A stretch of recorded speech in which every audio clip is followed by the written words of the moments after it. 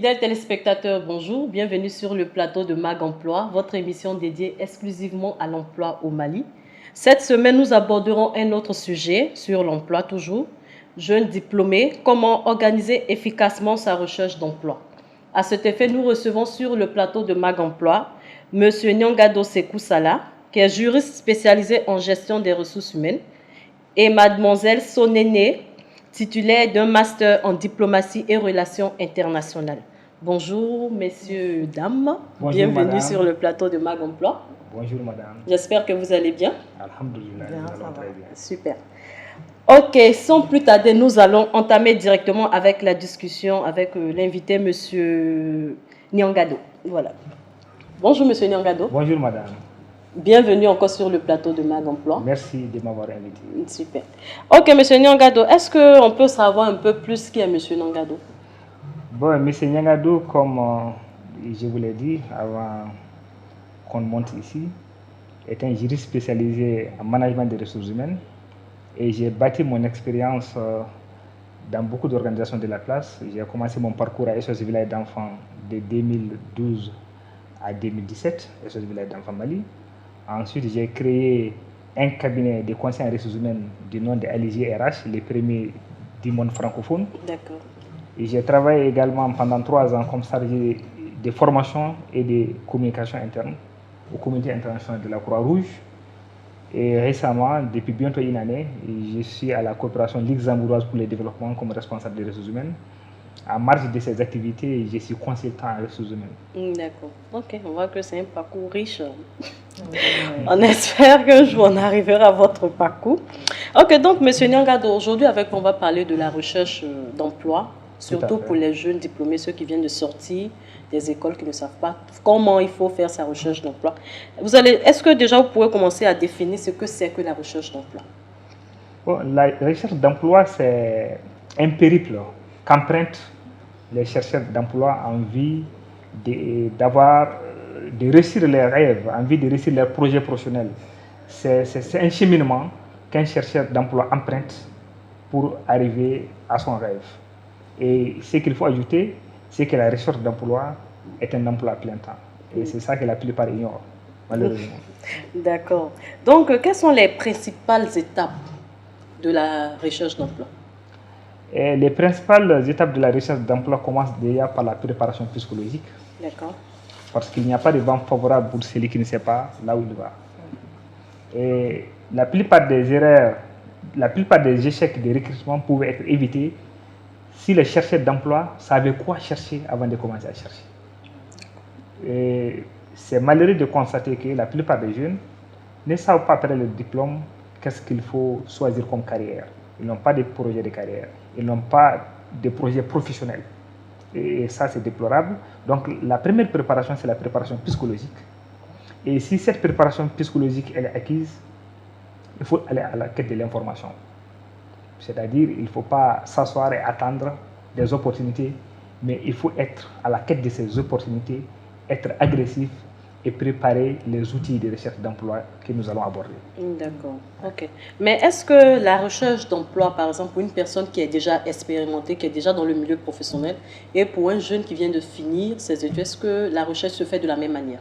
Pas du tout, et c'est très différent, parce que les jeunes diplômés, ils ont cet handicap, il leur manque de l'expérience. La question nous est tout le temps posée, comment est-ce qu'il faut avoir son premier emploi? Il faut savoir que quelqu'un qui est expérimenté est différent de quelqu'un qui n'a pas de l'expérience. Et le principal handicap de ces jeunes-là, c'est la première expérience. Et cette première expérience, elle n'est pas facile à acquérir, que ce soit au Mali ou ailleurs. Maintenant, ce qu'il faudra faire, il faudra se lever, comme je l'ai dit, aller à la quête des opportunités, s'informer. Et je vous dis que la plupart des jeunes ne savent pas que le secteur privé offre plus d'opportunités que le secteur public. Moi, je connais des gens, depuis 4-5 ans, ils attendent le concours de la fonction publique. Pour eux, si tu n'es pas fonctionnaire d'État, tu ne peux pas gagner quelque chose. Alors qu'en réalité, le secteur privé offre plus d'opportunités, offre plus d'avantages, souvent, que l'administration publique. Donc, il faudra se préparer, s'informer et côtoyer les aînés. Ok, d'accord.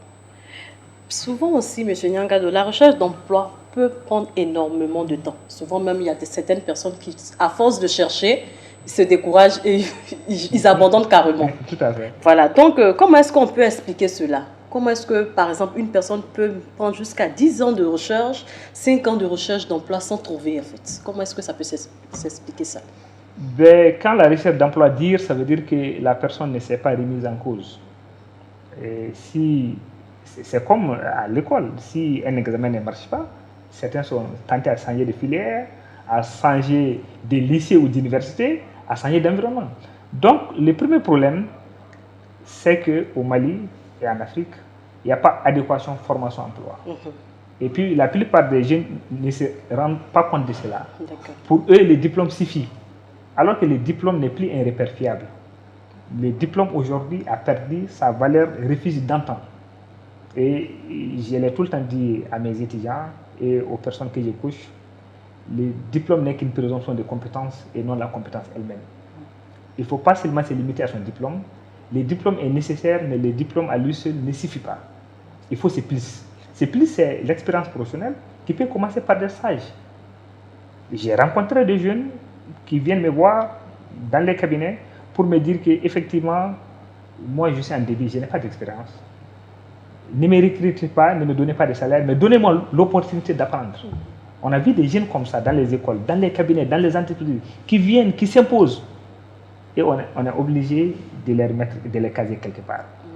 Donc, il faudra cela, il faudra quand même une prise de conscience, savoir que le diplôme seulement ne suffit pas. Pour s'insérer aujourd'hui, il faut commencer par une expérience. Et l'expérience a un début. Et la plupart des jeunes aussi nous posent la question de savoir pourquoi les employeurs demandent 10 ans d'expérience, 20 ans d'expérience. Et je vous pose la question de savoir, est-ce que vous allez accepter d'emprunter un avion piloté par un débutant? Et la réponse est non. Est-ce que si on vous dit que ce chirurgien-là, l'intervention chirurgicale qu'il doit opérer sur vous, c'est sa première intervention, vous n'allez pas l'accepter. Et personne ne peut aller avec un débutant, mais ces débutants, on doit leur donner la chance, et ça, c'est à l'État de nous aider à encourager les entreprises à prendre ces jeunes-là pour que ces jeunes puissent avoir des contrats de qualification leur permettant de s'insérer. D'accord, j'ai bien compris. Donc maintenant, comment est-ce qu'on peut optimiser la recherche d'emploi? Comment est-ce que ça doit se faire? Et ça revient toujours à la préparation psychologique, il faut être positif. Il faut aussi maîtriser les outils de recherche d'emploi, savoir comment rédiger un CV, comment faire une belle lettre de motivation, comment préparer un entretien d'embauche, comment relancer les recruteurs, comment aussi s'informer sur des sites comme Malibara par exemple, et savoir là où on peut trouver la bonne information. Ça fait partie aussi des outils qui peuvent optimiser la recherche d'emploi des jeunes. D'accord.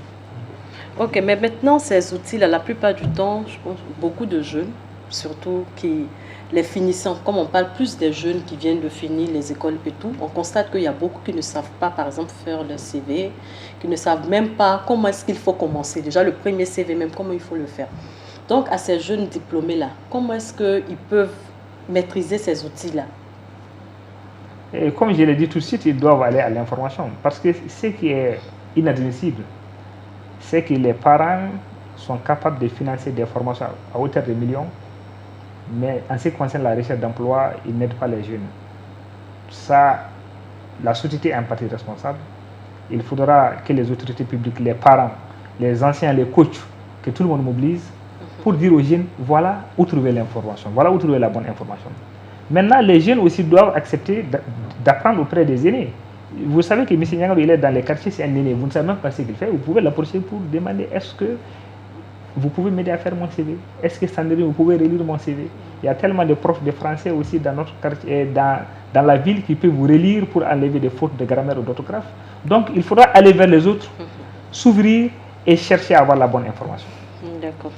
Ok. Est-ce qu'en dehors des outils que vous avez cités tout à l'heure, est-ce qu'il y a d'autres outils qui peuvent être utilisés pour la recherche d'emploi? Ah, bien sûr, il y a des sites dédiés à cela. Il y a des plateformes dédiées à la recherche d'emploi. On peut aussi faire des candidatures spontanées. Par exemple, si moi je suis dans les domaines des ressources humaines, si j'attends 1 ou 2 mois, je peux approcher un cabinet pour leur proposer mon CV.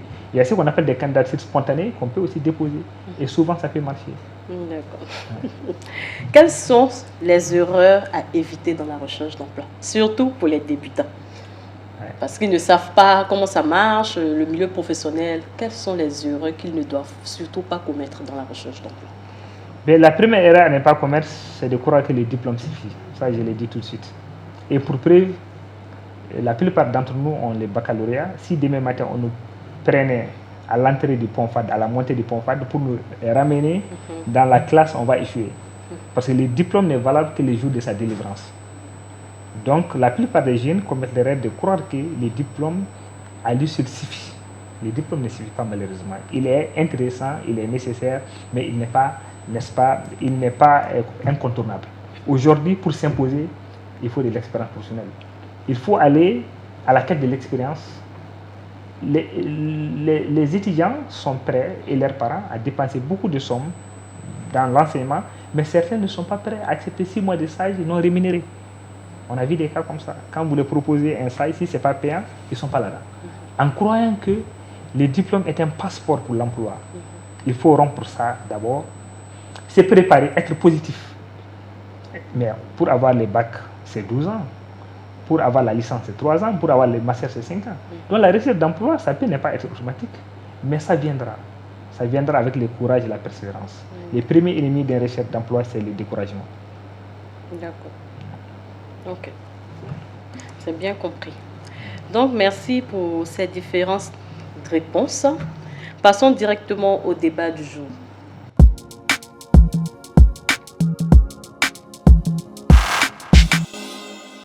Ok, mademoiselle Sou.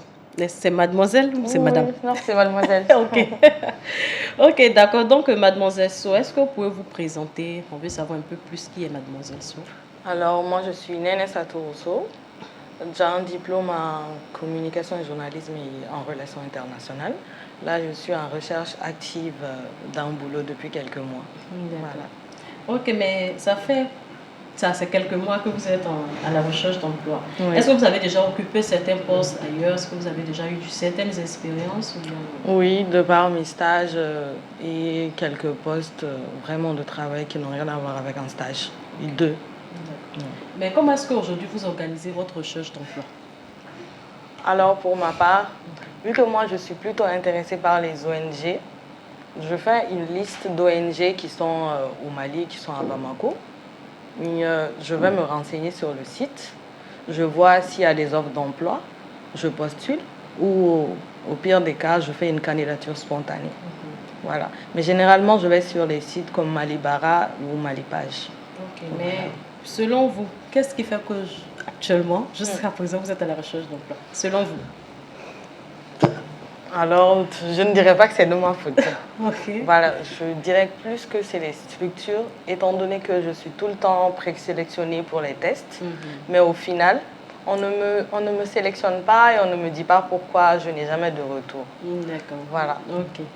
Monsieur Nyangadou, est-ce que vous aimeriez vous prononcer sur ce qu'elle vient de dire? Bon, madame, son approche est à saluer. Elle a déjà fait quand même le nécessaire, c'est-à-dire de se lever et aller à la recherche d'emploi. Maintenant, ce qu'elle devrait ajouter, est-ce que vous avez fait un audit de votre parcours? Est-ce que vous avez approché un coach, un aîné, quelqu'un qui est spécialisé en ressources humaines pour que cette personne puisse revoir votre CV, votre lettre de motivation pour discuter avec vous ce qui ne va pas? Est-ce que vous êtes coaché, vous êtes fait coacher ces derniers temps? Absolument, oui. D'accord. Oui, absolument, parce que j'avais une amie, c'est une amie de longue date, on travaille ensemble. Elle est spécialiste en ça et c'est elle qui me coach. Elle regarde mon CV et mes lettres de motivation et selon ça, je postule. J'ai fait ça aussi. Parce que il y a un moment, je me suis dit peut-être c'est moi, je ne fais pas bien mon CV. La lettre de motivation aussi fait défaut. Mais bon. Est-ce que vous avez aussi demandé les retours de ces recruteurs-là? Oui. Leur approcher de façon diplomatique pour leur dire, ben, monsieur ou madame, j'ai fait l'entretien mais je n'ai pas été retenu finalement, qu'est-ce qui ne va pas, qu'est-ce que vous pouvez me conseiller de façon très polie et disciplinée? Non, honnêtement, j'ai fait ça qu'une seule fois, une ou deux fois, c'est tout. Voilà. Il ne faut pas vous décourager, il faut continuer. Mais vous dites aussi que vous orientez vers quel genre, type d'employeur? Les ONG internationales. Voilà, bon, pas forcément aussi. Ça aussi, c'est un peu mauvais. Il ne faut pas seulement s'orienter. Vous voulez de l'emploi. Donc, vous n'allez pas seulement vous orienter vers des employeurs spécifiques. Non, en fait, je ne me suis pas orientée spécialement que sur ça. J'ai dit, pour ma part, Ce qui serait vraiment bien pour moi, ce sont les ONG. D'accord. Mais voilà, je ne fais pas un tri. J'essaye d'avoir un boulot là-bas, mais en même temps, je recherche d'autres structures aussi à côté. D'accord, d'accord. En tout cas, vous dites que vous êtes en chômage depuis quelques mois. Mais en termes de chômage, quelques mois, ce n'est pas encore trop tard. C'est trop Parce tard. qu'il y en a qui font des années. Hein. Oui. Et vous avez pris combien d'années pour faire votre licence? 3 Ou votre ans. master? Voilà, 3 ans. 3 master 5 ans. Voilà, donc c'est pour vous dire que ce n'est pas trop tard. Il faudra faire auditer votre stratégie de recrutement par un spécialiste. Vous avez demandé à votre ami, mais vous pouvez voir quelqu'un d'autre, ce n'est pas interdit. Et demandez aussi à ceux qui vous ont écouté de vous faire un retour et demandez conseil vraiment à tous ces spécialistes-là et ça ira, Inch'Allah. D'accord. Ok, mademoiselle So, est-ce que vous avez des questions pour monsieur Nyangado? Alors oui, j'aimerais savoir pourquoi les recruteurs ont peur de prendre les débutants. Par exemple, nous les jeunes diplômés, souvent on a la hargne. Voilà, on est plus ambitieux. Vous préférez ceux qui ont plus d'expérience que les débutants. Alors qu'il n'y a pas une science exacte. Peut-être qu'un jeune diplômé peut plus se donner que quelqu'un qui a plus de l'expérience. Tout à fait, ça peut arriver. Et les jeunes diplômés se sacrifient mieux même plus que ceux qui sont expérimentés. Exactement. Parce que ceux qui sont expérimentés, ils n'ont rien prouvé. Oui. Maintenant, ce qu'il faudra savoir, c'est comme en famille. Vous n'allez pas vouloir d'une servante, d'une bonne qui ne sait pas faire la lessive ou ne sait pas préparer. Vous n'allez pas, comme je l'ai dit tout de suite, confier votre opération chirurgicale à un médecin chirurgien débutant. Maintenant, ça, c'est la nature même de l'être humain. On veut, n'est-ce pas, on veut des personnes prêtes à bondir, des personnes qui sont prêtes à travailler. Maintenant, la plupart des organisations sont aujourd'hui conscientes qu'il faut composer avec les jeunes. Voilà pourquoi la plupart des organisations aujourd'hui sont en train de mettre en place des politiques de sages. Et ces politiques de sages, en les mettant en place, n'est-ce pas, ça pourra résoudre ces problèmes que vous venez d'évoquer. Maintenant, il faudra aussi savoir, il faudra aller aussi vers les employeurs, faire des candidatures spontanées. Il faut savoir aussi que souvent, certains ne cherchent que des jeunes débutants. Certains ne cherchent que des jeunes débutants.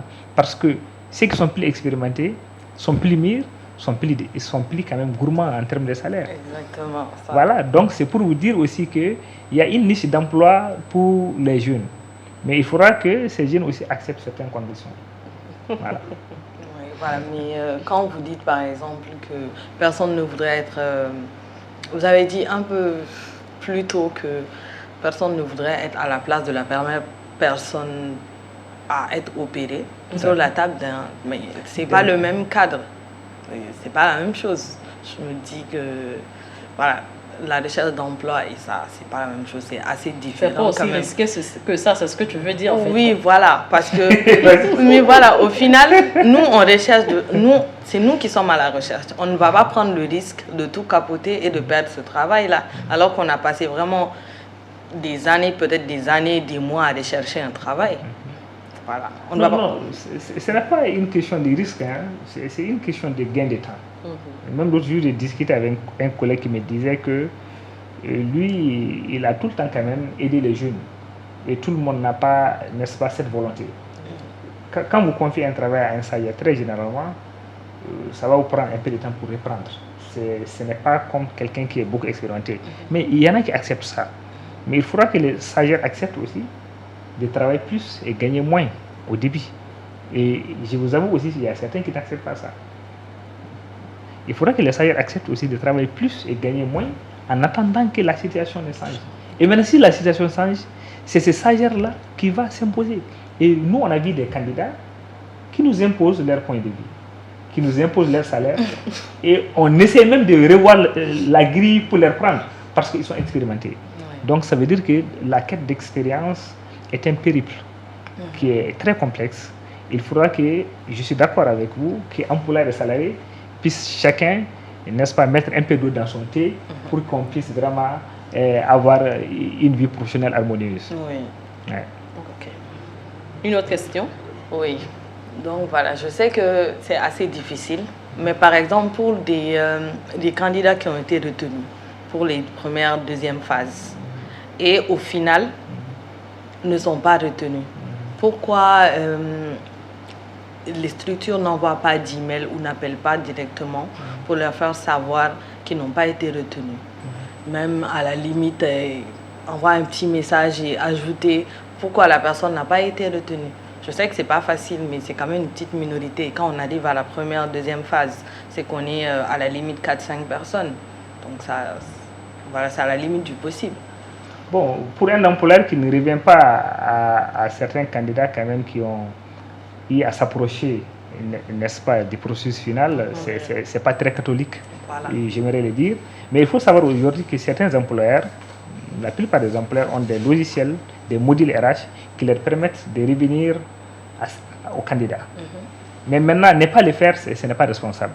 Parce qu'à partir du moment où le candidat a pris son temps, a pris son courage pour vous écrire, vous envoyer, n'est-ce pas, son dossier de candidature, c'est son droit d'avoir un retour. Je suis entièrement d'accord avec vous. Et les RH qui ne le font pas manquent aussi à leurs responsabilités. Ça, je concède. Voilà, il faut envoyer un petit message, ajouter pourquoi la personne n'a pas été sélectionnée. Bon, ajouter ça c'est dire un peu trop, parce qu'au Mali, pour un poste, vous pouvez vous retrouver avec 300-400 candidats. N'est-ce pas? Vous pouvez écouter, faire passer les tests à 10 personnes, voire 9 personnes. Après, retenir à l'entretien 3, 4, voire 5. S'il faut retourner à ces beaux mondes-là, même si c'est 10 personnes, s'il faut les écrire et faire leur bilan, ce n'est pas le rôle des responsables des ressources. Mais il y a des cabinets pour ça, pour faire les bilans RH. Pour faire votre bilan de parcours. Oui, mais le RH, c'est le RH qui a fait passer l'entretien à la personne. Tout à fait. Donc le RH sait ce qui manque à la personne, ce qui ne manque pas à la personne. Tout à fait. C'est qu'arriver au processus final, on n'est que 3 personnes par exemple. Tout à fait. Voilà, une seule personne a été retenue. Il reste 2 autres personnes à côté. Je pense que ça prend que 10 minutes au RH de dire à ces 2 personnes, vous êtes arrivés jusqu'à la finale par exemple, mais il y a telle chose qui vous a manqué. C'est pour ça que vous n'êtes pas allé loin. Bon, Voilà. Ça permet de s'améliorer aussi. Je pense que vous facilitez un peu la chose. Très généralement, dans le recrutement, les RH, ils n'ont pas le dernier nom, très généralement. Ils supportent certains responsables à faire le recrutement. Donc, les feedbacks techniques, ce n'est pas les RH qui les font très généralement. Nous, on accompagne certains décisionnaires. Maintenant, qu'est-ce qui va se passer? S'il faut faire ces feedbacks, il faudra que ça soit collégial.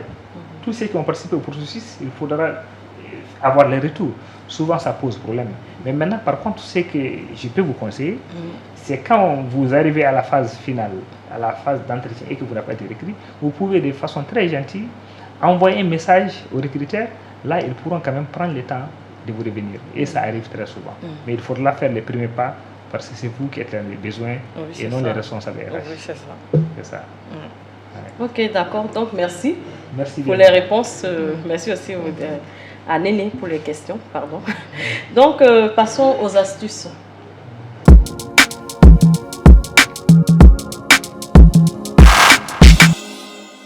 Et donc, aujourd'hui, comme thème d'astuces, nous allons aller dans le même canevas que le thème central même de l'émission. C'est comment il faut rédiger son premier CV. Donc, on va vous donner quelques points pour vous aider dans la rédaction du CV. Donc déjà, le premier point qu'on vous propose, c'est d'exposer clairement votre formation. Quand vous n'avez pas d'expérience, le point focal pour vous, c'est votre formation, la formation que vous avez reçue. Et vous devrez maintenant expliquer la formation, les compétences qui sont liées à cette formation-là. Ensuite, le deuxième point, c'est de mettre en avant les stages que vous avez effectués. Si bien sûr vous avez effectué des stages, Monsieur Nyangado parlait tout de suite, quand on n'a pas d'expérience, il faut aller chercher des stages pour avoir au moins les premières expériences.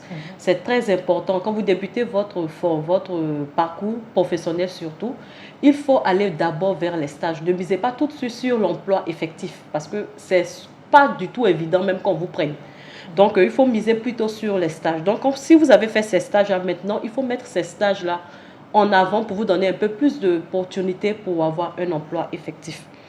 Et après aussi, miser sur des rubriques supplémentaires dans votre CV, comme les centres d'intérêt et vos qualités personnelles, les centres d'intérêt, ce qui vous passionne, ce qui vous différencie aussi des autres. Peut-être que l'emploi que vous cherchez, en mettant ces centres d'intérêt-là, ça peut cadrer avec l'emploi. Donc, le fait de mettre ces centres d'intérêt qui surtout doivent être des centres d'intérêt qui vous concernent. Parce qu'on a l'habitude de voir que certaines personnes copient juste les centres d'intérêt vus sur d'autres CV et viennent les coller. J'aime la natation, j'aime la lecture. Pourtant, tu sais que tu n'aimes pas lire. Donc, si vous mettez des centres d'intérêt que le recruteur ou bien celui qui est en face de vous fait l'entretien, qui essaie de voir que vous n'arrivez pas, les centres d'intérêt que vous avez mis ne correspondent pas à ce que vous avez dit, vous serez disqualifié tout de suite. Donc, il faut vraiment mettre les choses qui sont vraies, avérées. Et ensuite, travailler aussi la mise en page de votre CV. C'est très important. Le CV, c'est ce qui vous précède auprès du recruteur. Donc, c'est la première chose que le recruteur voit d'abord, avant même de vous recevoir en entretien. Donc, il faut vraiment prendre la peine de faire un CV qui est attractif, un CV qui permet au recruteur de voir vraiment la personnalité que vous avez. Déjà, quand vous prenez un CV qui est rempli, on ne sait pas comment il faut lire, il y a plusieurs couleurs, on ne sait vraiment pas. Ce n'est pas ce qu'il faut faire. Si vous ne savez pas faire un CV, déjà, approchez-vous, comme M. Nyangado a donné comme conseil tout de suite, rapprochez-vous des personnes qui sont habilitées à le faire, les experts en ressources humaines, les RH et tout. Ils vont vous aider dans la première rédaction de votre CV. Donc, c'était en quelques points, quelques astuces qu'on pouvait vous donner pour déjà rédiger son premier CV. Je ne sais pas si M. Nyangado a d'autres points à ajouter rapidement. Je concède avec vous, mais ce qu'il faudra ajouter aussi, il faudra lever l'équivoque sur son parcours. D'accord. Si Mme So dit qu'elle a fait du journalisme ou de la communication dans une boîte, elle se devrait, n'est-ce pas, de mettre les tâches. Elle ne va pas juste se borner à dire de 2020 à 2030, j'étais journaliste, n'est-ce pas, à Malibara, ou j'étais chargé de com à Malibara.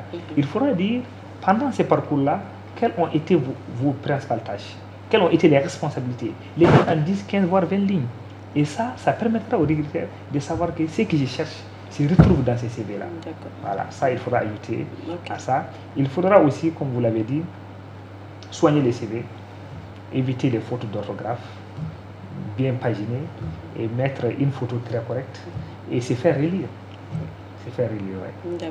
Voilà. Ok. Donc, merci beaucoup pour ces différentes informations et ces complémentarités. Merci beaucoup. Merci beaucoup. Donc, nous sommes à la fin de l'émission. On a fini l'émission, donc merci à M. Nyangado Sekou Salah. Merci pour votre participation, pour ces conseils que vous avez donnés à ces jeunes, surtout qui viennent de sortir de l'école, qui ne savent pas trop vers quel canal surtout il faut prendre pour chercher son emploi. Merci pour ces conseils. On espère qu'ils vont suivre ces conseils qui leur permettront, c'est sûr, de pouvoir obtenir un emploi ou un premier stage déjà. Voilà, merci. Merci beaucoup, on espère vous revoir encore sur le plateau de Mag Emploi. Inch'Allah. D'accord.